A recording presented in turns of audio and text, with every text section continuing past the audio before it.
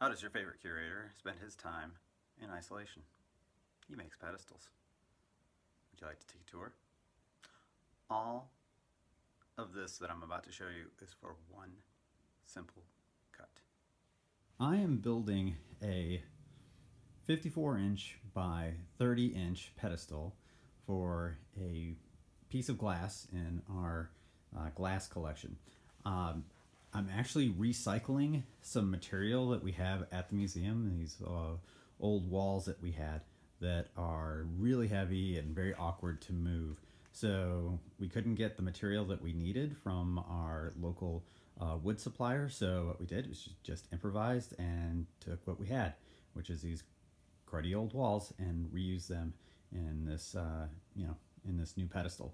So the side ends are really easy to cut at 45 degrees because we have to miter the ends of the pedestals to get the joints to line up and have it look really crisp and clean like you'd expect at the Huntsville Museum of Art.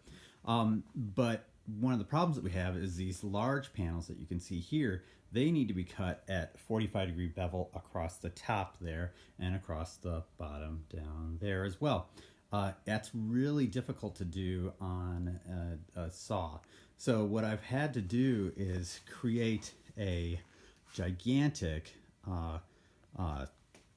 table saw cross-cutting sled here. I've got a smaller one that I've made before for stuff that I do at the house, but this is enormous by comparison. This is actually a bed that can hold a 32-inch piece wide piece of material, and I've also, in the process, had to create a small outfeed table here, but because my shop is so small, I can't have a permanent outfeed table. So what I've done is I've created this kind of outfeed table that bolts onto my saw. You can see here that it's bolted in.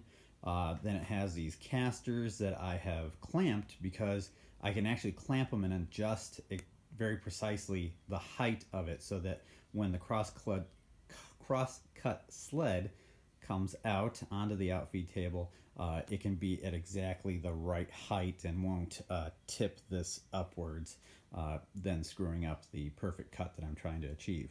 Also, I've got a little support here that goes down to my saw, and that is also micro adjustable so that this whole thing is very precise.